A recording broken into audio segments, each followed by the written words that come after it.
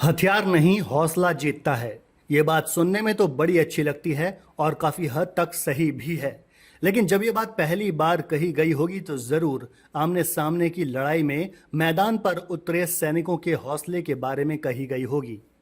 आज घनघोर तकनीक के दौर में जब युद्ध के तौर तरीके बदल चुके हैं, हथियार बदल चुके हैं और हथियारों को इस्तेमाल करने की सोच भी बदल चुकी है, तो हमें एक बार फिर से सोचने की जरूरत है कि आज के दौर में युद्ध की स्थिति में फौलादी इरादों वाले लाखों सैनिक ज्यादा महत्वपूर्ण हैं या फिर हवा से जमीन पर मार करने वाले खतरनाक फौलादी हथियार।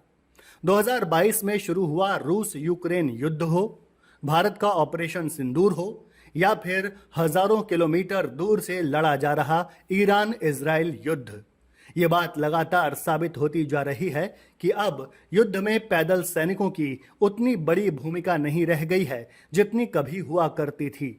आज ये सवाल बड़ा है कि इजराइल से दोगुनी सैनिक संख्या लेकर बैठा ईरान क्या इजराइल के हवाई हथियारों को अपने सैनिकों से कोई टक्कर दिलवा पाया। एक तरफ जहां ईरान के पास एक्टिव और रिजर्व मिलाकर लगभग 11 लाख सैनिक हैं, वहीं इजराइल के पास कुल 4 से 5 लाख सैनिक ही हैं। लेकिन सवाल है कि क्या इजराइल से दोगुने सैनिक होने के बावजूद ईरान उसे युद्ध में हरा पाया। दोस्तों, आप जानते हैं कि इजराइल के शहर तेल अवीव और ईरान की राजधानी तेहरान के बीच की दूरी लगभग 2000 किलोमीटर है।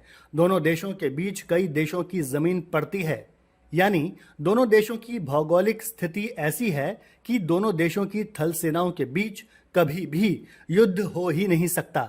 ऐसे में यह बात साबित होती है कि ना तो ईरान के पैदल सैनिक इजराइल का कुछ बिगाड़ सकते हैं और ना ही इजराइल के पैदल सैनिक ईरान का कुछ उखाड़ सकते हैं। हाँ, ये जरूर है कि ईरान की मिसाइलें हजारों किलोमीटर दूर इजराइल के तेल अवीव में अमेरिकी दूतावास तक पहुंच जाती हैं और इजराइल ईरान के तेहरान में उसकी परमाणु साइट को निशाना बना देता है। इससे पहले आप देख चुके हैं कि ऑपरेशन सिंदूर के दौरान भी भारत ने intelligence, satellite, drone, missile, defence system और तकनीकी कौशल से किस तरह पाकिस्तान को धूल चटा कर रख दी थी। हालांकि अंत में यह कहना भी जरूरी है कि पैदल सैनिकों का अपना महत्व है और बना रहेगा। पैदल सेना मानव सभ्यता की शुरुआत से ही युद्ध का मूल आधार रही है। चाहे भारत की महाभारत हो या फिर विश्व युद्ध, पैदल सैनिकों ने ही मोर्चे पर जाकर युद्ध की दिशा निर्धारित की है। इतिहास की निर्णायक लड़ाइयों में अंतिम विजय पैदल सेना के माध्यम से ही तय हुई है।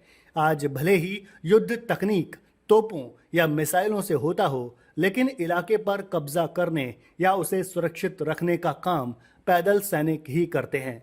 इसके साथ ही आंतरिक सुरक्षा भी बिना पैदल सैनिकों के संभव नहीं है।